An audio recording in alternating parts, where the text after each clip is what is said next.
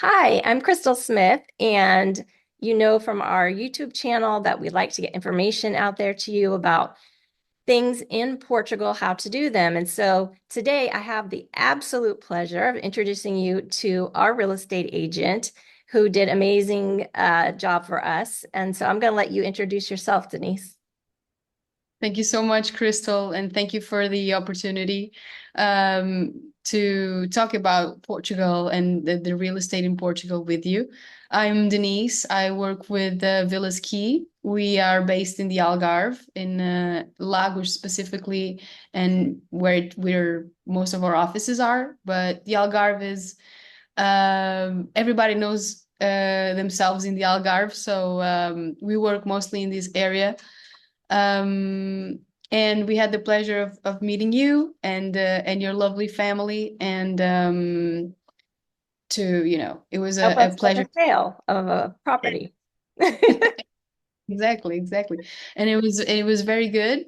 And you, of course, had a very lovely apartment here, which was a pleasure to visit and to sell. And yeah, I hopefully I can give you some tips for everybody that's looking forward to moving to Portugal. Great. Thanks, Denise. Well, you were so fabulous with us. We had kind of a complicated situation. Denise worked all the way through it. And as you can tell, she speaks such fluent English, which is awesome. A lot of the people in the Algarve that work in the service industry also speak a lot of English. I think as you go a little bit further north, as we live a little in a little fishing village called Sesimbra now, less people speak English, which is actually good for us as we're learning. So Get to practice a little bit more. Yeah. practice, exactly. So Denise, I thought maybe we could start off just by talking about, so Portugal is kind of a small country, especially if you're coming from the US. And there are really some segments I think of in my mind, like three segments going down. I know you probably have more, but I thought maybe you could just give us an idea of what those segments are and kind of the things that stand out in those segments Um, Sorry, the segments, what do you of mean? the country. So we have the Algarve, we have Oh, right. Yeah, the Asia. divisions the Thank regions you. that we I'm have here. learning the correct terms in Portuguese, so sorry about that. No, of course, of course. Now I understand perfectly what you mean. Usually, I mean, there are several ways that you could, split Portugal into, but usually people would mention the Algarve, which is the furthest south. Then you would have Alentejo, as you go upwards and north of the country. Then a little bit more to the left, you'd have Lisbon, the Lisbon area. Then bit above, you'd have the center, and then you'd have the north of Portugal. So that's usually the distinction that we make when we live here in Portugal. The further north you go, the bit colder it gets, a bit rainier, and the southern you go, the warmer it gets. That's Uh, right. yeah, exactly. It's funny that you mentioned the places where people speak English or fluent speaking English. The Algarve is known for being a region where most people will speak English because we used to have lots of British expats at a certain point, and it developed into it's now a part of the culture. And naturally, well, in Portugal, kids now learn English at school, Yeah, right? As that's the right. second language. So not only that, but also we work a lot with tourism, especially in the south, right? We have lots of beaches, lots of nature to be visited, and we're very accustomed to that. Whereas if you go more to the interior, to the villages, to the part of Portugal that's closer to Spain, let's say, they speak English, but not as fluently. They're not as accustomed to as we would be. But in the Algarve, in Alentejo as well, in Lisbon and in Porto, which is the metropolis, Porto, the metropolis of the north, Lisbon, the capital of Portugal, and the metropolis in the center, and then you would have the Algarve, which all of the people here would speak English. But in these areas, you are safe. Everybody will understand you and they will speak with you and we'll appreciate if you try to speak Why a a little little bit. bit of Portuguese. We love that. But of course, Portuguese is not an easy language, as you know. As you know, it's funny you say that because we lived 2 years in Lagos and absolutely loved it. But so many people spoke English, even when we were taking lessons, it was kind of difficult for us to learn. Now we live just south of Lisbon. I always get my directions kind of mixed up, but we're on the ocean in a small fishing village, Sesimbra, and less people speak English around here. Still in the restaurants, at least one, maybe two people will speak English, but it's good for us because when we were in Lagos for 2 years, it was hard for us to learn Portuguese because everyone spoke English, it seemed. And now we're being forced to learn, which is we really want to learn. So bom dia, boa tarde, actually, because it is afternoon now. So Oh, yeah. Boa so, tarde, obrigada. what's up? So, Denise, a lot of people that watch this channel are thinking about possibly coming to Portugal, which we always advise people to visit here and kind of look around before they decide where they want to be permanently, of course, or Good even idea. temporarily. But in some of the visas, you're required, right, to have a rental or a house, depends on what kind of visa you have. So maybe you could give us a few thoughts about the rental market and how you even go about starting something like this. If you want to rent first, if you want to buy, um, what are your suggestions? Well, I think that's a very good idea to visit first to see which city you like the best because the Portuguese have a culture, but depending on the region you go to, people have their small differences, and you might like some region. Some people like the warmer weather, some people like the colder weather, the rainier weather. Some people like Lisbon because it's the capital and because it's where you have a big concentration of lots of things to do. And the transportation system, you have the metro system. In Porto you also have, but in most of Portugal those are things you won't find. So for example, in Lagos, if you're living here you can walk everywhere, but I would suggest, for example, having a car, which is also very usual in the States, Yeah. right? Yeah. We have But one where in the US we had two. We went to work, we had to drive everywhere. In Lagos, Mhm. we walked everywhere unless we wanted just to go out of town to see some other village or go shopping at a mall or something like that. Yeah, exactly. So that's what, for example, you get to do in Lagos, in Lisbon, for example. When I lived there, I only used the metro, so I didn't have had a need for a car or the train, which you can also do here. In Lagos, I walk and use the car mostly. However, returning back to the question that you were asking, I think that the most prudent would be you come here, you visit for a while, you see which city you like the best, which region, and then possibly you could start by renting and then buying or selling. Or we have a lot of people who decide to buy and then use it as an investment, or come live here. Some people come and live here for a certain part of the year, and then they rent for the other part of the year. So that usually is good when you want to have some extra income that you can use if you want to improve the property afterwards. If you're in an apartment, to pay for some of the condominium costs. It usually is a matter of taste and what the person is comfortable with.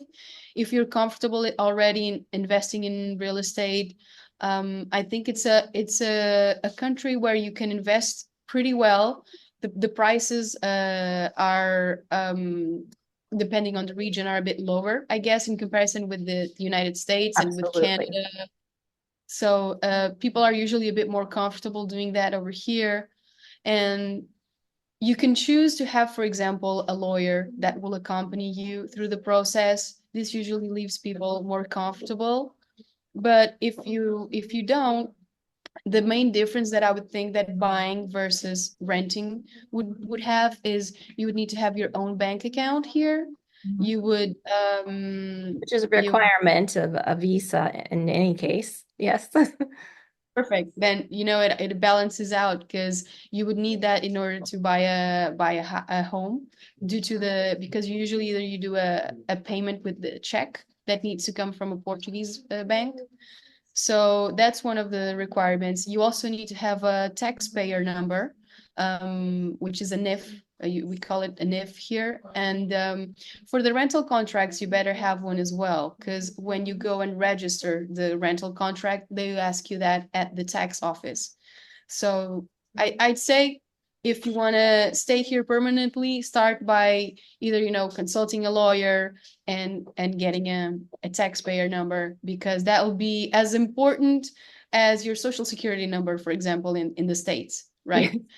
Yeah, and I Maybe just not. want to mention, sorry to cut you off, but I just want to mention, so in the United States, your social security number you give to people like the bank, you give to people in the government, but you don't just give it out. And here it's not the same. So there are lots of different numbers, and your NIF number, which identifies you, they'll even ask you at the grocery store if you want your NIF number on a receipt. And that's a little shocking when you first get here. You're like, why would I be giving my social security number to the grocery store or to wherever, right? Even in a Yeah. restaurant, they'll ask you sometimes if you want your NIF. But this is a number that is not treated the same exactly as Social Security number. You will have your own tax ID number and several others, which I still don't completely understand after 3 years. But we have a good accountant and an attorney. So thank you for that.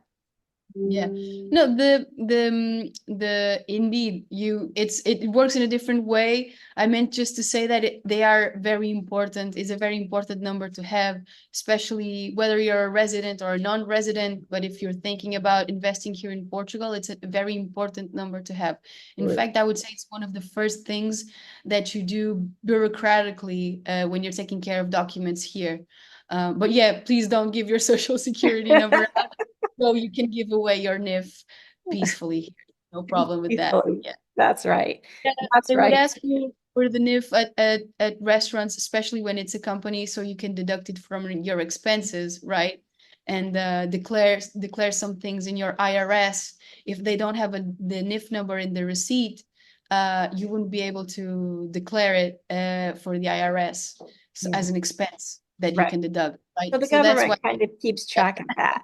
Yeah, and you to keep track of it too. So that's great. So just as a person thinking about moving here, when do you think it's a right time? I know this seems really silly, but being from the US, coming here, I knew exactly how to call up a real estate agent and ask for an appointment, or we usually, if we're going to rent, we might deal with a company or just directly with the owner, which in most cases here, I see that realtors do a lot of rentals as well, which that is done in the US, but I think it's more frequent here. So if I'm just coming here and I'm thinking, how in the world do I even start this process? What do you suggest? So that's a very interesting question. You have several ways to go around it. I would say hiring a real estate agent is the best choice because they can tell you a bit about how it works in certain places. So the rental market in Lisbon might be different from the rental market in the Algarve and in Porto. All of these the rental market is as it is in most cities in Europe or in the States, it's very, very saturated. So you would have to know where to start. Personally, I would start by looking online. There are several online platforms, like for example, Idealista is one of them and is the most popular one. And several real estate agencies are there, as well as private owners, right? If you're starting out, I wouldn't recommend talking directly with an owner because you don't understand, if they're being straightforward to you, if they're telling you everything that you need to know, unless you are being represented by a lawyer or a real estate agency, which could help you, understand if you are being protected in that situation. So that's a good, way to start on looking online, which most people do.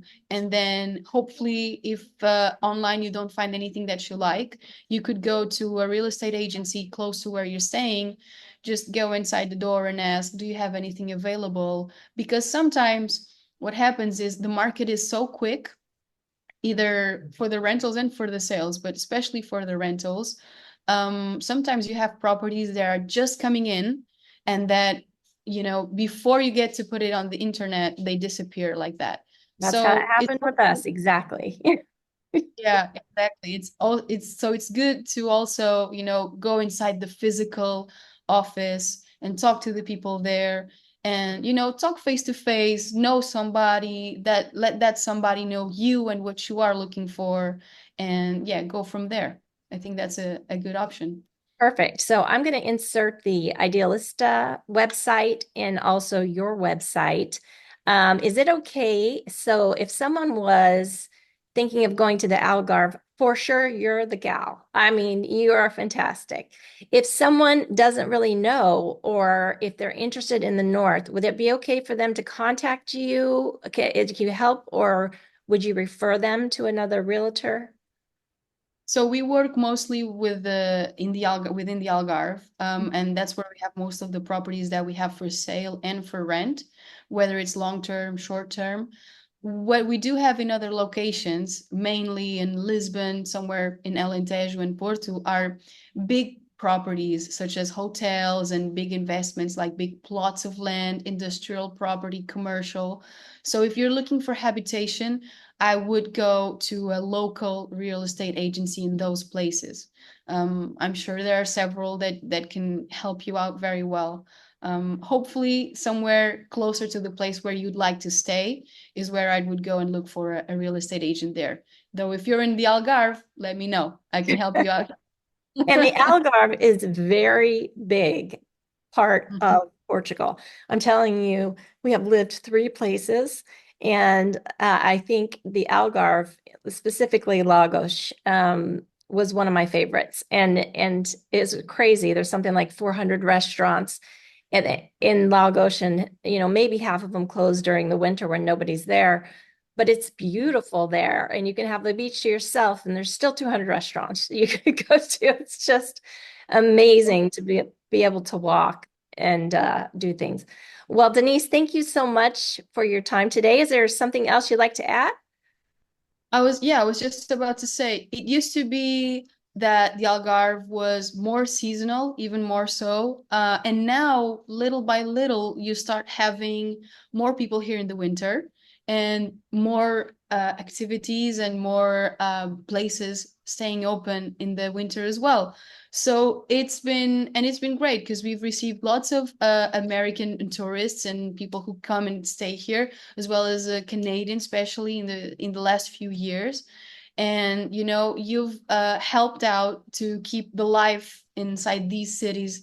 We are very touristic in the summer, yes, but we are also very nice during the winter, where it gets a bit calmer, but very pleasant as well. So yeah, I'm very glad to receive you, and I hope I can meet more people as nice as you are, and I hope Only that I nice people contact Denise, which I'm sure you all are, but she is a peach. So really, that's a compliment. And thank you so much for your time. I'm going to put a link to Denise's company, her website, and I'll also put the Idealista link up in the video. So Denise, thank you so much for your time today. I know you are so busy, but thank you again for everything you've done for us.